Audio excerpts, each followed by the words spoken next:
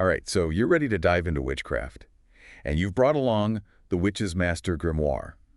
Perfect. Great choice. It's like stumbling upon a magical cookbook. Yes. But instead of baking up a storm, we're about to explore spells, rituals, the very heart of magic. This grimoire, it's truly a fascinating mix of practical steps and deeper insights into witchcraft. And that's exactly what we're going to uncover together today. We'll be opening up this grimoire, pulling out some of the most interesting spells and ideas, and who knows, maybe you'll discover how they connect with your own magical journey. One of the things that sets the Witch's Master Grimoire apart is that it's very hands-on. It shows that you don't have to be some kind of solitary mystic to connect with these ancient practices. Right.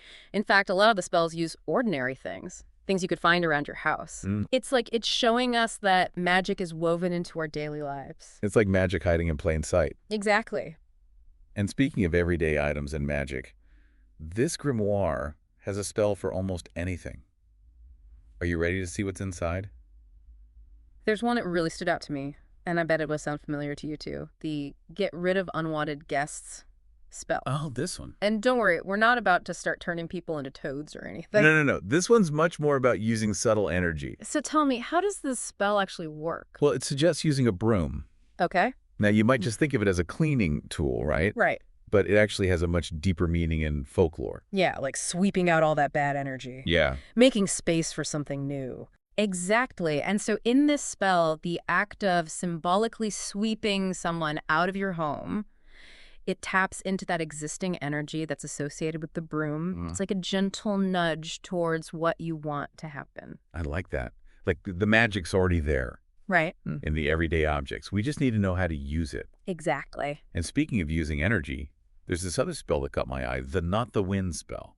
Oh. That sounds so powerful, but also so simple. What's the secret to it? It's a classic example of sympathetic magic. You're influencing something by working with a symbol that represents it. Okay. In this case, a blue cord representing the element of air to connect with the wind's energy. I see. So you've got your blue cord. What's next? You tie 3 knots in the cord while you're picturing the wind picking up with each knot. The grimoire says you should really feel the wind's power as you tie each knot. Like the more focus you bring to it, the stronger that connection becomes. It's like weaving your intention into the wind itself. Exactly. You're using visualization and intention. Those are key to so many magical practices. This grimoire is seriously changing how I see magic. It's not just about saying words from a book. It's like connecting to something bigger than yourself. It really is. And that brings us to something else fascinating in this grimoire. It talks about animal magic. The idea that we can tap into the energy and unique traits of different animals. So it's deeper than just finding your spirit animal, then. Oh, yeah, it goes way beyond that. The grimoire gets into the specific qualities of all kinds of animals. Oh, man. How you can actually work with their energy. Like how? Well, say you're looking for wisdom and stability. The grimoire suggests meditating on the elephant, picturing its strength, how grounded it is. And by connecting with that elephant energy, you're kind of bringing those qualities into your own life. Exactly. It's about aligning yourself with what that animal represents to help you grow or reach a goal. This grimoire really is a goldmine of magical knowledge. But it goes beyond everyday spells and animal magic, too.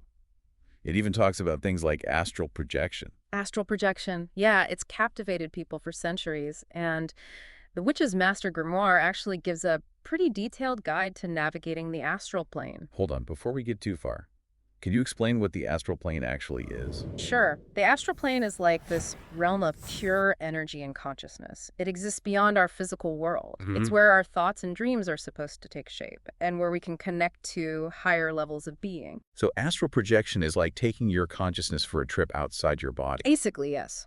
The grimoire says it's about separating your astral body, your energy double, from your physical body to explore this unseen dimension. That's wild. It really captures the imagination. And speaking of pushing boundaries, the grimoire also talks about creating a golem. A golem? I feel like I've heard of that, but remind me. A golem is like this animated being made from inanimate matter, usually clay. It's brought to life through rituals and spells, given specific tasks to do for its creator. That's straight out of a fantasy novel. What does the grimoire say about creating something that powerful? It's very clear that creating a golem is not something to be taken lightly. It means dealing with incredibly strong forces. Right. And it comes with a huge amount of responsibility. So even in magic, there are ethical lines you shouldn't cross. Absolutely. The grimoire makes sure you understand the potential consequences of creating something like that. It really stresses thinking carefully and acting ethically, because even when we're exploring magic, we still have to be responsible. I like that. It's a Yeah. good reminder. Yeah. And it makes you think about the impact of your actions. Exactly. The Witch's Master Grimoire constantly emphasizes a balanced approach to magic. It's definitely a fresh perspective. But let's bring things back down to earth for a sec. The grimoire also has some great tips for beginners. And one thing it really pushes is starting a book of shadows. Ah, yes. Now, this doesn't involve summoning shadow creatures or anything. Stop softly. No, no, no. A Book of Shadows is basically a personal grimoire, your own magical journal. like a diary for all things magic. You got it. It's where you keep track of everything, the spells you've tried, rituals you've performed, anything you've learned or experienced. That makes so much sense. Yeah. If you don't keep track of your magical experiments, how can you learn from them? Exactly. And the Witch's Master Grimoire is big on making your Book of Shadows your own. Yeah. It could be a beautiful journal, a file on your computer, even just a bunch of notes. It's about what works for you. I love that. It's Yeah. about making it your own. And speaking of powerful tools, we can't forget about crystals. They're everywhere in modern witchcraft. What does the grimoire say about using them in magic? It acknowledges how much energy crystals have and how they can be a part of different magical practices. So it's more than just wearing a lucky crystal then. Right. The grimoire explains that each crystal vibrates differently. It has its own unique properties. Clear quartz is often used to amplify energy, while amethyst is known for boosting intuition. You should research what each crystal does and try them out. See which ones you connect with the most. So if I'm hoping to bring more love into my life, I might want to work with rose quartz because its energy matches that intention. Exactly. It's about working with the natural energy of these stones to power up your magical practice. It's amazing how much depth there is to crystals.